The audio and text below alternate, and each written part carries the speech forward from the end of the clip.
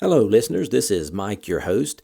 If you are enjoying these archive episodes, please consider supporting the podcast by going to the homepage, spacerockethistory.com, and clicking on the orange donate button or the Patreon link.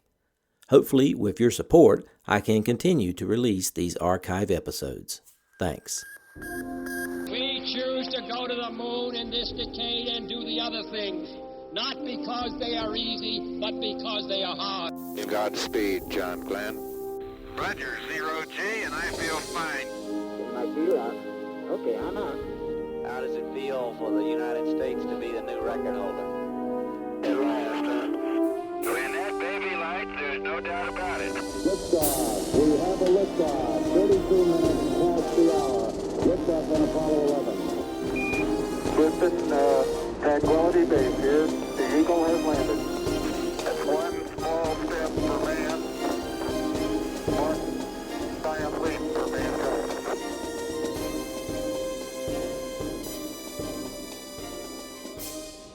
Hello and welcome. This is Michael Annis, and you're listening to episode 161 of the Space Rocket History Podcast.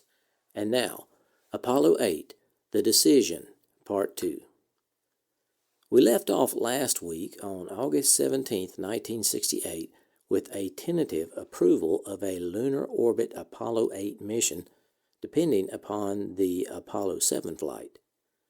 But preparations still needed to be made for an Earth orbital Apollo 8 mission if Apollo 7 was not successful, or if any other unsurmountable problems occurred. Perhaps the most significant point about the lunar orbit flight proposed for Apollo 8 was that the command and service modules would fly the same route to the moon as would be used for the actual lunar landing. NASA officials realized that this was risky, since Apollo 7 had not yet qualified the spacecraft when their tentative decision was made, and data from that launch using the Saturn 1B would not help them decide whether the Saturn V could make the lunar mission. Apollo Program Manager General Samuel Phillips formally set the plan into motion in a directive issued on August 19th. Because of Administrator Webb's restrictions about waiting until the performance of Apollo 7 was known, Earth orbital objectives were still listed, but crew assignments were shifted and the mission was moved forward one flight. That same day, NASA publicly announced the flight as an expansion of Apollo 7, although agency spokesmen said that the exact content of the mission had not been decided. Command and Service Module 103 arrived at the Cape in mid-August and testing began. Some modifications were necessary, but in most cases, no hardware changes that might cause delays were acceptable. Associate Administrator Miller kept Deputy Administrator Payne informed of the status, noting in detail how many days the work schedule lagged and why. These holdups were usually minor, although Hurricane Gladys did cause an additional 2-day delay. Payne was still concerned about manning the Saturn V because of the pogo problem. Phillips told him that the Apollo leaders had decided about 2 weeks after Apollo 6 to plan for a manned flight, but to revert to unmanned if necessary. Payne also questioned the reliability of the Service Propulsion Module. Miller reviewed its test history and reported that a complete flight system of the present configuration had never failed to fire. Of all configurations, only 4 firings had failed in 3,200 attempts, and Miller assured Payne that none of the problems encountered were characteristic of the present engine. During a session of Miller's certification board in Huntsville on September 19th, the Saturn V was given a clean bill of health, and the members agreed that the launch vehicle was no longer a constraint to manned flight. In the meantime, Huntsville and Houston had worked out an agreement on payload weight. The load for Saturn 503, which would be used for Apollo 8, was set at 39,800 kilograms, which included 9,000 kilograms for the Lunar Module Test Article. As a side note, a fully fueled production lunar lander scheduled for subsequent missions would weigh 14,500 kilograms. From October 11th through October 22nd, the magnificent flying machine Apollo 7 had a very successful mission, clearing a major hurdle for a lunar orbit Apollo 8 mission. On November 7th, the certification board looked at all parts of the Apollo 8 spacecraft: launch vehicle, launch complex, mission control network, and spacesuits. A C-Prime Crew Safety Review Board had already studied these items for Phillips and had concluded that the Apollo 8 space vehicle was safe for a manned flight. Miller's board concurred. Now it was up to Payne and the Apollo executives to decide whether Apollo 8 would fly to the moon. At the Apollo executives meeting on November 10th, Phillips summarized the lunar orbit proposal. James discussed launch vehicle status. Lowe gave spacecraft status. Kraft talked about flight operations. Slayton outlined the flight plan, and Rocco Petrone reported that the Cape could be ready by December 10th, although there would not be a lunar launch window until the 21st. Phillips said he recommended that NASA go for lunar orbit. Miller then asked Lowe and Phillips to list the things that were absolutely essential for a safe trip.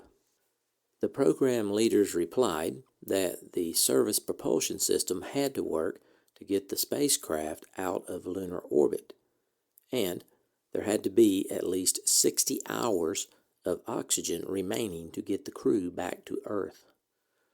Redundancies could support the environmental system, barring a major break of the main structure, and the fuel cells could handle the power demands with only one of the three working, unless, of course, there was a complete electrical short. There were risks, yes, but these risks would be there on all missions. There was no way to ensure perfect safety. Next, Miller asked for the views of the attending Apollo executives. Walter F. Burke from McDonnell Douglas said, "The S-4B can do any of the missions described, but I favor circumlunar rather than lunar orbit since there has been only one manned command service module."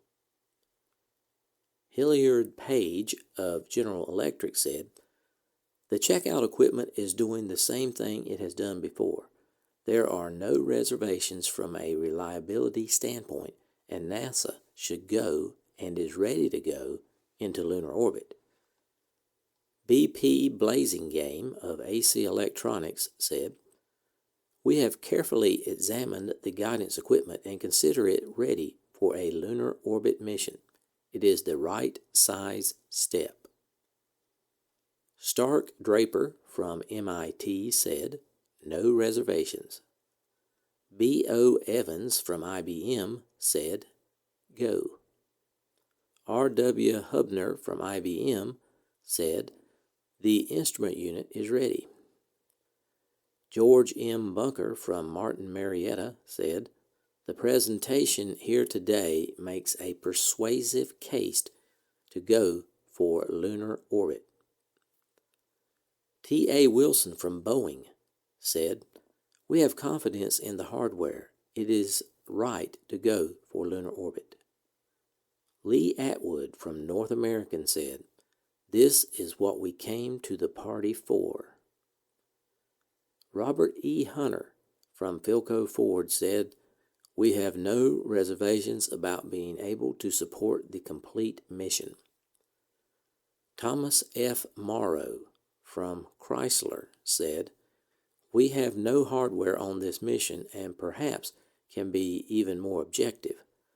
I believe we should go for lunar orbit, but the public should be aware that there are risks." William P. Gwynn from United Aircraft said, "I am impressed by the pros and cons of risk, but I believe General Phillips' recommendation is the right one." Joseph Glavin from Grumman said, "We also have no hardware on this mission, except a test article, but the design of the mission makes a lot of sense. It is one we should do." William Bergen of North American said, "I agree with Morrow that lunar orbit has more risk. It is questionable if we will get and can expect the same high degree of performance from systems as we got on Apollo 7. But a repeat flight is a risk with no gain." G.H. Stoner from Boeing said, "I endorse the recommendation without reservation." And Gerald T. Smiley from General Electric said, "Morale is now high. Less than lunar orbit would impact this morale." Thus, on November 10th, 1968, a second group voted yes on the proposition to send man on his first flight to the vicinity of the moon. The next day, Miller told Payne he had discussed the proposal with the Science and Technology Advisory Committee and the President's Science Advisory Committee, and both of these prestigious groups favored the mission. The manned spaceflight chief said he also agreed that NASA should undertake a lunar orbit mission as its next step toward manned lunar landing. Payne listened to the presentations by Phillips, James, Lowe, Kraft, and Petrone on November 11th. The same day, Payne asked Gerald Trzynski if the tracking network would be ready, and Lieutenant General Vincent G. Houston if the Department of Defense could support the mission. He called in key members of his staff and the directors of the 3 manned spaceflight centers for their statements. The acting administrator also telephoned Frank Borman and learned that the astronauts supported the mission wholeheartedly. Payne then approved Phillips' recommendation. Phillips wired the field centers to be ready for a lunar orbit flight on December 21st. NASA had crossed another Rubicon in its decision-making, this time a historic one. Before we leave this subject, I want to speak a little about the possible influence the Soviet Zond 4 and 5 missions may have had on the decision to make Apollo 8 a lunar orbit mission. Zond 4 was covered in episode 151, and Zond 5 was covered in episode 153. I hope you recall that Zond 5 was launched on September 15th and became the first spacecraft to circle the moon and return to land on Earth. On September 18th, the spacecraft flew around the moon. The closest distance was 1,950 kilometers. High-quality photographs of the Earth were taken at a distance of 90,000 kilometers, and a biological payload of 2 Russian tortoises, wine flies, mealworms, plants, seeds, bacteria, and other living matter was included in the flight. Now that we have some perspective, I'll continue. In Frank Borman's autobiography, he described a meeting with Deke Slayton in early August 1968, where Slayton told him, quote, "We just got word from the CIA that the Russians are planning a lunar flyby before the end of the year. We want to change Apollo 8 from an Earth orbital to a lunar orbital flight. I know that doesn't give you much time, so I have to ask you, do you want to do it or not?" End quote. As expected, Borman replied yes, and further wrote, I found out later that the Soviets were a lot closer to a manned lunar mission than we would have liked. Only about a month after I talked to Slayton, the Russians sent an unmanned spacecraft, Zond 5, into lunar orbit and returned it safely to the Earth. End quote. We now know that Zond 5 did not go into lunar orbit. It was just a flyby. But what about the rest of the statements? Did the Zond 4 and 5 missions affect the decision to change Apollo 8 to a lunar orbit mission? Until now, the only evidence that intelligence information about the Soviets sending astronauts around the moon prompted NASA to take the risky move and send Apollo 8 there first were claims made by the Apollo 8 crew. Extensive reviews of NASA records did not support this claim. In fact, there is considerable evidence that NASA officials made the decision primarily because the lunar module for the flight would not be ready, and there was little point to flying Apollo 8 on any other mission. Recently, a declassified CIA document emerged that lends some weight to Borman's account. It is a memo from October 1968 reporting on the activities of the CIA's Foreign Missile and Space Analysis Center, which is abbreviated FMSAC and pronounced FUMSAC. FUMSAC was established in late 1963 to give the CIA the ability to perform technical analysis of foreign, primarily Soviet, missiles and spacecraft. FUMSAC in particular became very good at trajectory analysis, taking radar and other data on the flights of foreign missiles and rockets and determining their capabilities based upon their flight paths. The memo is a general account of FUMSAC's activities over the previous year. It states, in the space area, FUMSAC has the exclusive lead over all elements of the intelligence community and on almost daily basis provides direct intelligence support, including many personal briefings to the senior officials of NASA, the National Aeronautics and Space Council, and the President's Science Advisory Council. End quote. Among the center's accomplishments in 1968, Carl Duckett, the CIA's Deputy Director for Science and Technology, stated, the likelihood that the U.S. will conduct a manned circumlunar flight with the Apollo 8 vehicle in December is a result of the direct intelligence support that FUMSAC has provided to NASA on present and future Soviet plans in space. End quote. This memo was declassified in 2002, but not released until 2003.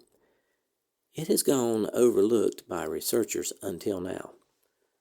Now, the most comprehensive analysis of the Apollo 8 lunar decision is contained in Charles Murray and Catherine Bly Cox's 1989 book titled Apollo, The Race to the Moon. Murray and Cox devoted 10 pages to the subject.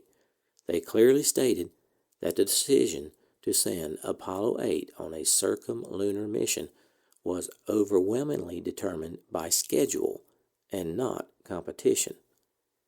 In those 10 pages, they did not mention the Soviet activities. I hope you recall from the previous episode, Apollo officials started initial discussions of a circumlunar mission in the spring of 1968, primarily as a theoretical option. The proposed mission was seriously evaluated by NASA officials in early August when it became clear that the lunar module originally scheduled for the upcoming mission was delayed. This meant that in order to stay on schedule for testing both the Saturn V and the Command and Service modules, NASA would have to launch a mission into high Earth orbit without the lunar module.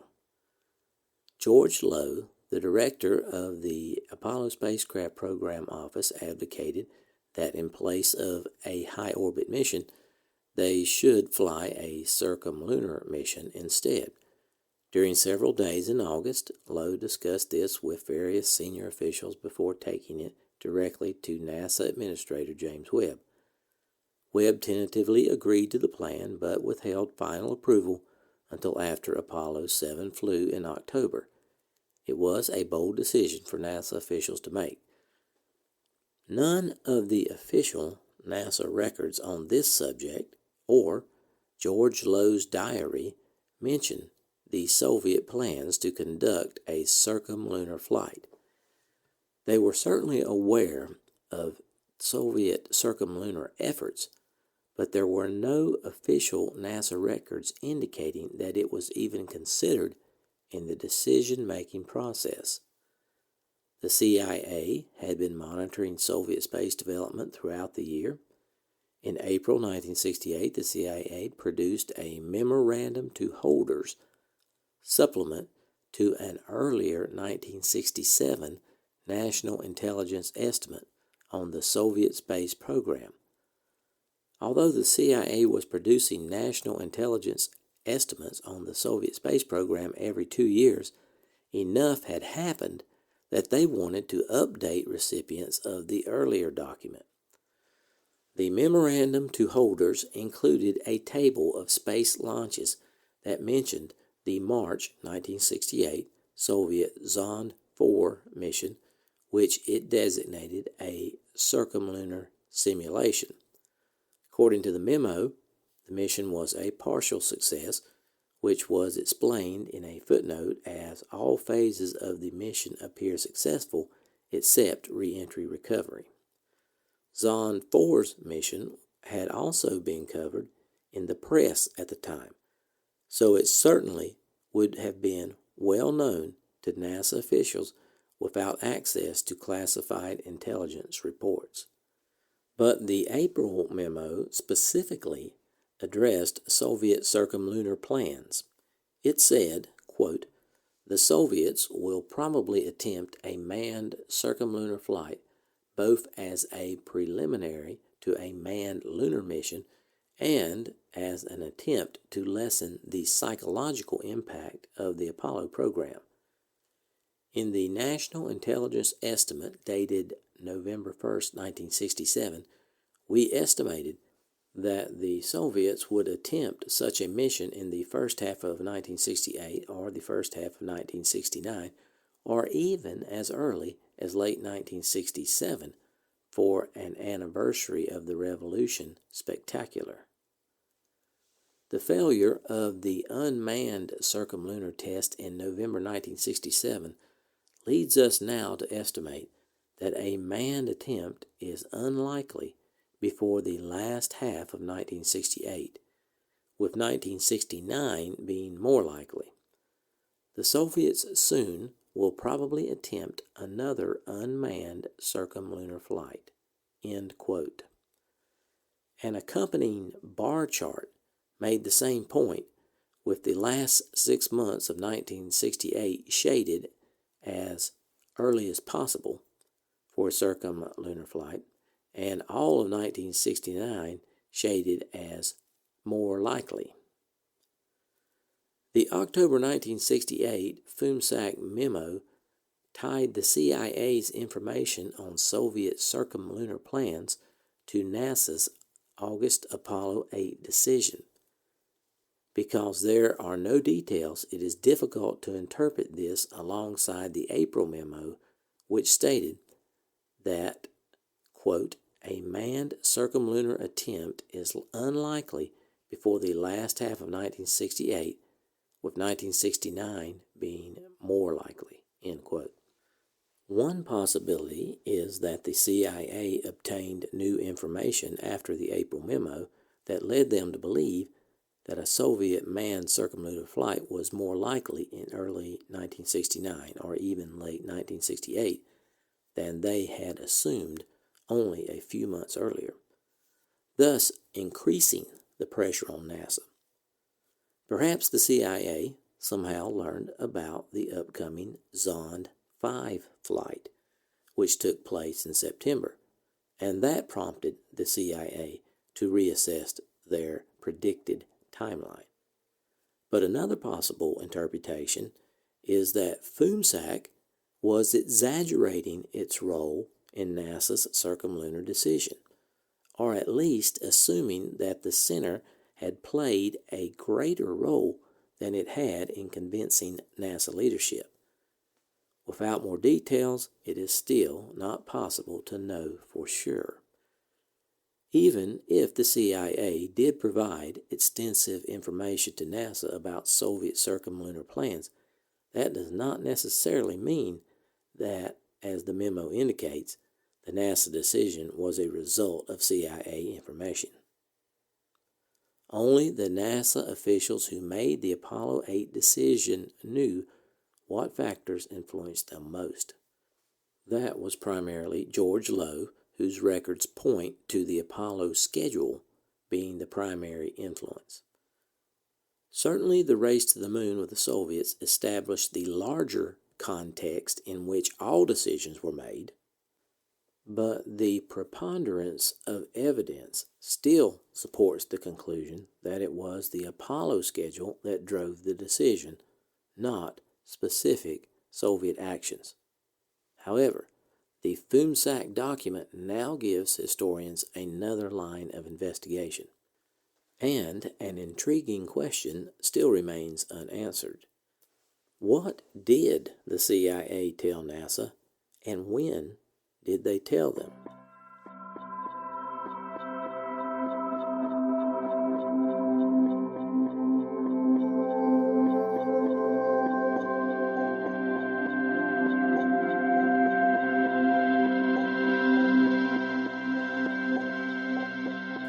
Thanks for listening to this archive episode of the Space Rocket History Podcast. If you are financially able, please support the podcast by going to the homepage, spacerockethistory.com, and clicking on the orange donate button or the Patreon link. Thanks.